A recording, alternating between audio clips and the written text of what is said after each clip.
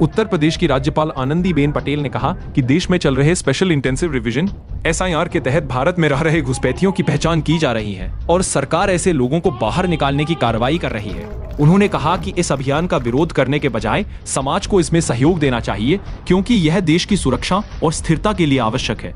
राज्यपाल सोमवार को फतेहपुर शहर के डाक बंगला स्थित सरस्वती बालिका विद्या मंदिर इंटर कॉलेज अंग्रेजी माध्यम के नवीन भवन के लोकार्पण एवं सप्तशक्ति संगम कार्यक्रम में शामिल होने पहुंची। दोपहर करीब 1:50 पर वह मदारीपुर गांव स्थित हेलीपैड पर उतरी, जहां उनका गर्मजोशी से स्वागत किया गया। इसके बाद लगभग 3 किलोमीटर का सफर तय कर वह कार्यक्रम स्थल पर पहुंची। कार्यक्रम में राज्यपाल ने विद्यालय के नवीन भवन का लोकार्पण किया और मां सरस्वती के चित्र पर पुष्प अर्पित कर दीप प्रज्वलन कर कार्यक्रम का शुभारंभ किया। इस अवसर पर विद्यालय की विभिन्न प्रतियोगिताओं में उत्कृष्ट प्रदर्शन करने वाले छात्र छात्राओं को पदक देकर सम्मानित किया गया। साथ ही सरकारी योजनाओं के लाभार्थियों को मंच से प्रमाण पत्र और लाभ सामग्री वितरित की गई। कार्यक्रम को संबोधित करते हुए आनंदीबेन पटेल ने कहा, देश में SIR का काम चल रहा है, जिसके माध्यम से बड़ी संख्या में घुसपैठियों की पहचान हुई है। सरकार ऐसे लोगों को बाहर निकालने का काम कर रही है और जनता को इसमें सहयोग करना चाहिए, विरोध नहीं। राज्यपाल ने कहा कि भारत की मजबूती तभी संभव है जब नागरिक सरकार के राष्ट्रहित से जुड़े अभियानों को समझें और उसमें सहभागिता निभाएं। राज्यपाल ने बेटियों की शिक्षा को समाज की सबसे बड़ी जरूरत बताया। उन्होंने कहा कि जब वह बाल सुधार गृहों का दौरा करती हैं, तो कई बार 15 साल की बेटियों को गोद में बच्चा लिए देखती हैं, जो समाज के लिए बेहद चिंताजनक दृश्य है। उन्होंने कहा, ऐसे मामले इसीलिए बढ़ रहे हैं क्योंकि माता पिता अपने बच्चों की गतिविधियों पर ध्यान नहीं देते। बेटियों को शिक्षा और संस्कार ही जीवन में सही दिशा दे सकते हैं। राज्यपाल ने कहा कि 18 वर्ष की आयु से पहले विवाह या गलत निर्णय सामाजिक और मानसिक समस्याओं को जन्म देता है। उन्होंने अभिभावकों से अपील की कि वह अपनी बेटियों की शादी 21 वर्ष की आयु पूरी होने से पहले न करें। आनंदीबेन पटेल ने अपने 30 वर्षों के शिक्षण अनुभव का जिक्र करते हुए कहा कि जब लड़के और लड़कियां एक ही विद्यालय में पढ़ते हैं, तो बच्चों की निगरानी में अभिभावकों और शिक्षकों दोनों की साझी जिम्मेदारी होती है। उन्होंने कहा कि स्मार्ट क्लास और कंप्यूटर आधारित शिक्षा के माध्यम से बच्चियों को आधुनिक युग की शिक्षा से जोड़ना बेहद जरूरी है, चाहे उनकी उम्र 11 वर्ष ही क्यों न हो। राज्यपाल ने कहा कि आंगनबाड़ी केंद्रों और वहां पढ़ने वाले बच्चों को अब पहले से बेहतर सुविधाओं का लाभ मिल रहा है। उन्होंने बताया कि बीते 11 वर्षों में केंद्र और प्रदेश सरकार ने कई जन कल्याणकारी योजनाएं शुरू की हैं, जिनका लाभ जन जन तक पहुंचाने के लिए अधिकारी, विधायक और पंचायत प्रतिनिधि घर घर जाकर जागरूकता अभियान चला रहे हैं। राज्यपाल ने मंच से HPV वैक्सीन को लेकर भी विशेष निर्देश जारी किए, ताकि 15 वर्ष तक की बच्चियों को कैंसर जैसी गंभीर बीमारी से बचाया जा सके। उन्होंने जिलाधिकारी से कहा कि इस कार्य को प्राथमिकता के आधार पर आगे बढ़ाया जाए। अंत में राज्यपाल ने कहा कि समाज को सही दिशा देने के लिए शिक्षा और संस्कार सबसे बड़ी ताकत है। उन्होंने जोर देकर कहा कि यदि परिवार और शिक्षक मिलकर बच्चों का मार्गदर्शन करें, तो समाज में अपराध, हिंसा और भटकाव जैसी समस्याएं स्वतः समाप्त हो जाएंगी। मुझे लगता है कि शिक्षा यही इम्पोर्टेंट है। जब तक हम सही शिक्षा प्राप्त नहीं करेंगे, तब तक ऐसे प्रश्न हमारे समाज में से दूर नहीं होने वाले हैं। मित्रों, आज भी मैं बाल गृहों को देखती हूँ। आपने कभी सोचा नहीं होगा कि बाल गृहों में हमारी कैसी बच्चियां आ रही हैं, कैसे बच्चे आ रहे हैं। इसके लिए क्या व्यवस्था होनी चाहिए, क्या क्या दुष्कर्म करके आए हैं, या संस्कार कहाँ है हमारे पास। हमें हमारे बच्चों को देखना पड़ेगा, हमारी बच्चियों को देखना पड़ेगा, उसका व्यवहार देखना पड़ेगा। कॉलेजों में क्या कर रहे हैं, यूनिवर्सिटी में क्या कर रहे हैं, स्कूलों में क्या कर रहे हैं। और ज्यादातर बच्चे 18 साल से निम्न उम्र वाली है, 18 साल से नीचे उम्र वाली है। ये एज ऐसी है जिसमें गलती हो जाती है और गलती के कारण सालों भर बंद कमरे में रह जाते हैं। और इसी वजह से हम लोगों ने प्रयास का आरंभ किया है, जहां जहां ऐसे बच्चियां रहती है, बच्चे रहते हैं, उसकी शिक्षा के लिए, उनके स्वास्थ्य के लिए, उसके संस्कार के लिए काम किया जाना चाहिए। और मैंने जहां भी ऐसी संस्थाएं चल रही है, वहां यूनिवर्सिटी को लगाया है। स्मार्ट क्लास, कंप्यूटर, मशीन सब दीजिए। भले वो 11 लेकिन उसको हुनर सिखाइए, उसको ये सिखाइए कि आपको परीक्षा देना है और आगे बढ़ना है। सिर्फ वही प्रश्न अपने आप लेकर बच्चियां टूट रही है, बोल नहीं सकती क्या क्या गुनाह किया, क्या अपराध किया। उसको बाहर लाने की जरूरत है, अपने आप को बाहर आए। और मैं जब गई सपना को मिली तब मैंने पूछा आपकी क्या जरूरत है, क्या पूछना। तब मैंने मुझे एक ही बात करी है सबको कि सब कुछ हमें मिल गया, लेकिन हमें खेलना, ये खेलने की उम्र है। 12 साल, 10 साल, 15 साल, 18 साल, ये खेलने की उम्र है और इसमें गलती हो गई और इसी वजह से कमरे में बंद है सबको। क्या इसके लिए हम विचार नहीं कर सकते? और सभी जिलों में जहां जहां हमारी यूनिवर्सिटियां है, ये यूनिवर्सिटी जिसमें मैंने लगाया कि आप जाइए, पढ़ाइए बच्चों को, कंप्यूटर सिखाइए, कंप्यूटर दीजिए, स्मार्ट क्लास करिए, ऑनलाइन पढ़ाइए। और जो अपराधी बालिकाएं नहीं है, जो ऐसे बच्चे जन्मे और माँ बाप ने छोड़ दिए, ऐसे बच्चे भी वहां। कोई पता नहीं है कि मैं जो करने जा रहा हूं उसका परिणाम क्या है। 15 साल की बच्ची है, जब अपने बच्चों को लेकर मेरे सामने खड़ी रही, तब मुझे लगा कि 15 साल की उम्र में वो बच्चे का जन्म दिया। उन्होंने तो छोड़ दिया, जिसके साथ गई थी उसने छोड़ दिया, बच्चे लेकर उसको वापस कर दिया कि जाओ अब अपने घर। घर सुधार करने के लिए तैयार है, मैं ससुराल सुधार करने को तैयार हूँ। मैं ये विषय इसी वजह से हमारे बच्चियों के सामने रखना चाहती हूँ। आप सोच लीजिए आपका भविष्य, यदि कुछ इतना हो गया तो भविष्य खत्म। फिर भी हम भविष्य को संभाल सकते हैं। छोड़ दीजिए सब कुछ, एक ही लक्ष्य रखिए, पढ़िए, सीखना, आगे बढ़िए, सही सोच रखना। यदि कुछ होना है तो आप चर्चा करिए और चर्चा में से महत्व निकालिए। हर स्कूलों में, हर कॉलेजों में, हर यूनिवर्सिटी में ऐसी समितियां होनी चाहिए जो ऐसे बच्चों को कुछ न कुछ हुआ है तो उसके सामने जाकर बात करें कि हम कैसे इसमें छूट सकते हैं। इस समाज में पता नहीं चलता है कि कौन सा लड़का है और जब स्टडी करिए भी तो मुझे ये बात जायका नहीं करती है, लेकिन स्टडी करिए। किसके साथ भागे, क्यों भागे, इस उम्र में 18 साल के ऊपर वाला तो अभी पहुंची नहीं है मित्रों। लेकिन जब कोई हाईकोर्ट का जज मुझे कहता है कि मैडम आप देखिए, तब मैंने विषय हाथ नहीं किया। आज हमारे कई लाभार्थियों को कागज पत्र से लाभ दिए गए, इसके पीछे वही रहा है। तुम बढ़ाइए, परिश्रम करिए, अपने परिवार को आगे बढ़ाने के लिए प्रयास करिए, सरकार आपके साथ है। पिछले 10-11 साल में जितनी योजनाएं भारत सरकार ने और राज्य सरकार ने बनाई है, पूर्व में नहीं थी और इतना चक्कर काटना पड़ता था इस सब लाभ प्राप्त करने के लिए। लेकिन आज हमारे अधिकारी स्वयं घर तक पहुंचे हैं, लाभार्थी तक पहुंचे हैं और उनका जो दस्तावेज प्राप्त करके उसको लाभ दिलाने के लिए प्रयास करते हैं। मैंने जब स्कूल का उद्घाटन करने के लिए मैंने हाँ बोला कि मैं आऊंगी और जहां भी ऐसे कार्यक्रम में जाती हूँ इसके साथ ये लाभार्थियों को मिले, इसके लिए प्रयास भी करती हूँ। और मुझे खुशी है कि कई ऐसे लाभार्थी हैं जिसको आज आयुष्मान योजना प्राप्त हुई है। अमित कुमार, मंत्री भारतीय शिक्षण समिति कानपुर किसान प्रकाश केवल, भारतीय शिक्षण समिति कानपुर डॉक्टर राकेश पानी, क्षेत्रीय शारीरिक प्रमुख विद्या भारती की उत्तर प्रदेश की,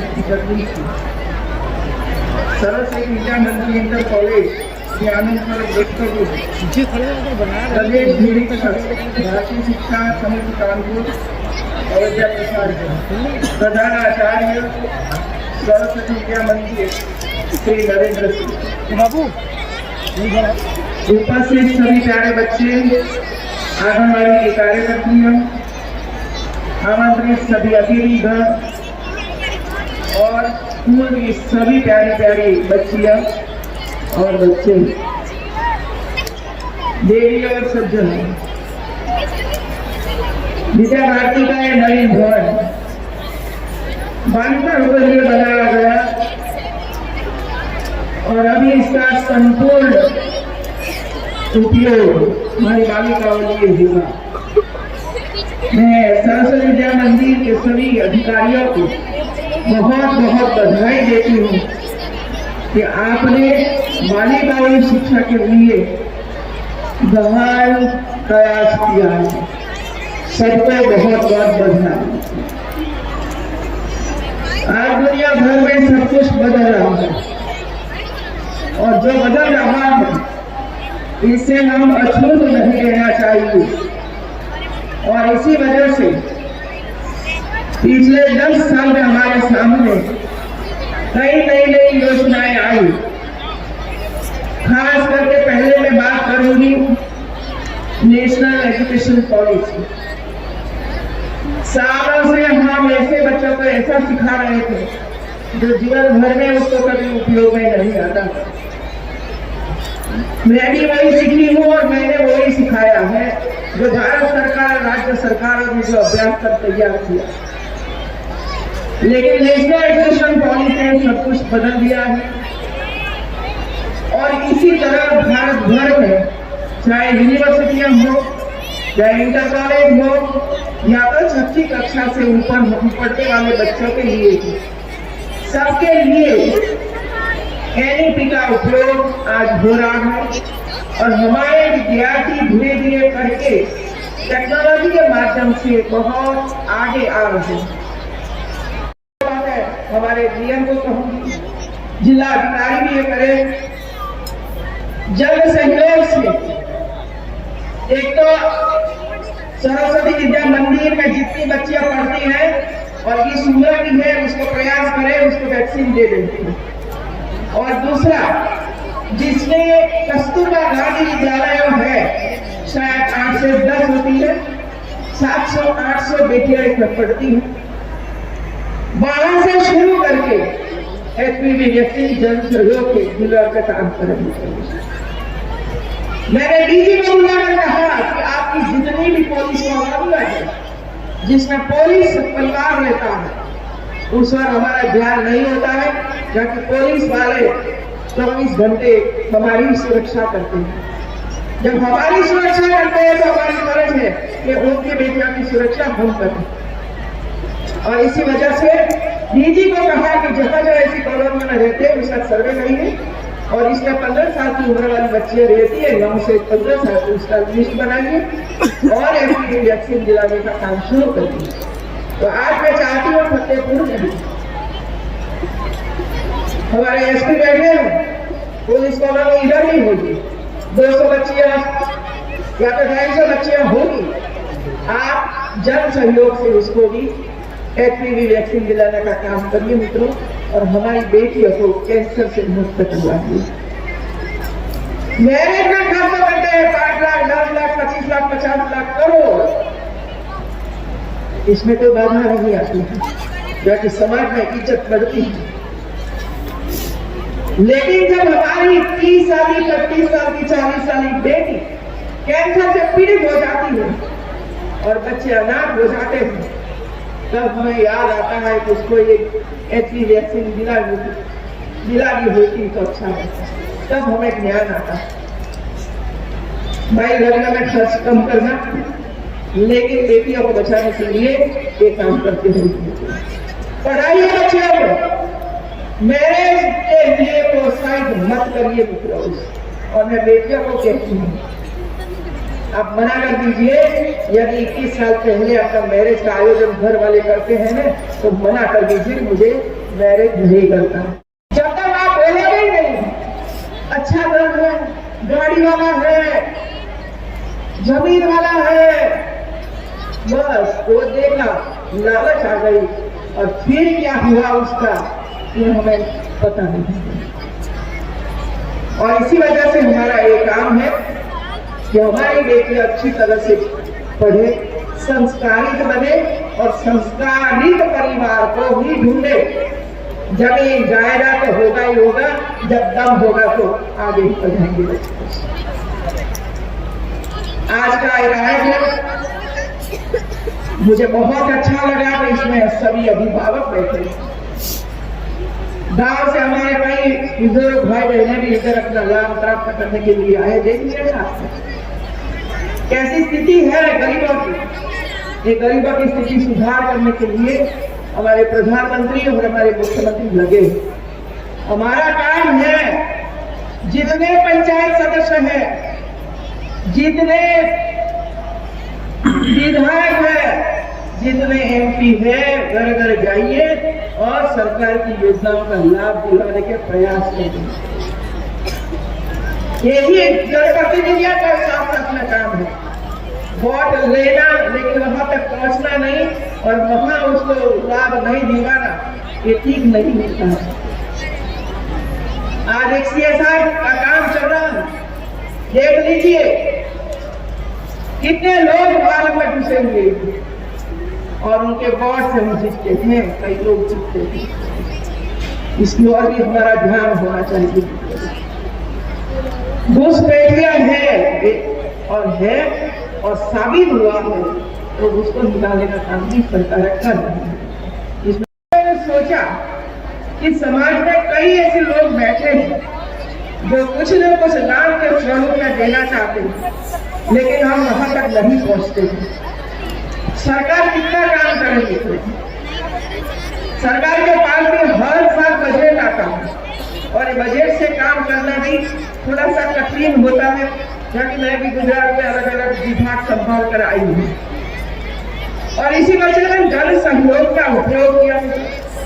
और आज मुझे खुशी है कि आपके सामने मैं कहना चाहती हूँ कि जिस तरह स्टेज पर हमारी कार्यकर्ती आई और उनको कुछ न कुछ दिया गया, लगभग 22 प्रकार के ऐसे साधन सभी आंगनबाड़ी में पहुंच रहे हैं और अभी तक लगभग 50,000 आंगनबाड़ी में लगभग 22-25 हजार के साधन पहुंचाने में हम सफल हुए और वो भी जन सहयोग से ये सब कुछ दिया गया। सरकार का काफी इसमें सहयोग भी नहीं है, लेकिन हमारे अधिकारी जन सहयोग से सब कुछ काम कर रहे हैं और लोग आगे भी आ रहे हैं। संख्या बढ़ रही है, खाना बच्चों को मिल रहा है। ये जो आंगनबाड़ी है इसमें कोई मेरा या तो आपका कोई बच्चा नहीं आता, वो तो गरीब का बच्चा आता है, वो तो झोपड़पट्टी में रहने वाला बच्चा आता है, जिसको पूरा दिन 2 समय खाना भी नहीं मिलता और जो मिलता होगा वो भी ऐसा मिलता होगा जिसमें से संपूर्ण पोषण आहार क्या मिलता है उसको। और इसी वजह से सरकार मैंने देखा है कि लगभग पिछले 20-25 साल से आंगनबाड़ी में पूरे पोषण के रूप में सब कुछ दिया गया। बधाई देती हूँ और उनके जो आंगनबाड़ी कार्यकर्ता हैं उनको भी बधाई देती हूँ। आपके 300 गांव में 300 आंगनबाड़ी में साधन पहुंचेंगे और मैं ये कहूंगी कि जितने भी जनप्रतिनिधि हैं वो वहां जाकर देखें कि सही ढंग से इसका उपयोग होता है कि नहीं होता है। इसमें एक हेल्थ किट भी दी गई है, हेल्थ किट दी गई है एक बॉक्स में, वो जरा खोल कर देख लीजिए कार्यकर्ता। नाखून काटना कौन है, हेल्थ किट में कई साधन है। लहू निकलेगा तो तुरंत उसको बंद करवा दीजिए, इसके भी साधन है, उसकी भी दवाइयां है। एक बच्चे के लिए आंगनबाड़ी के लिए क्या क्या जरूरत है ये सब इसमें किया गया है, लेकिन इसका सही ढंग से उपयोग करेंगे ऐसे विश्वास के साथ मैं अपनी वाणी को विराम देती हूँ। जय हिंद, जय भारत। लखनऊ की हर बड़ी हलचल, अपराध की सच्ची खबरें, द लखनऊ टाइम्स, सबसे तेज, सबसे सही।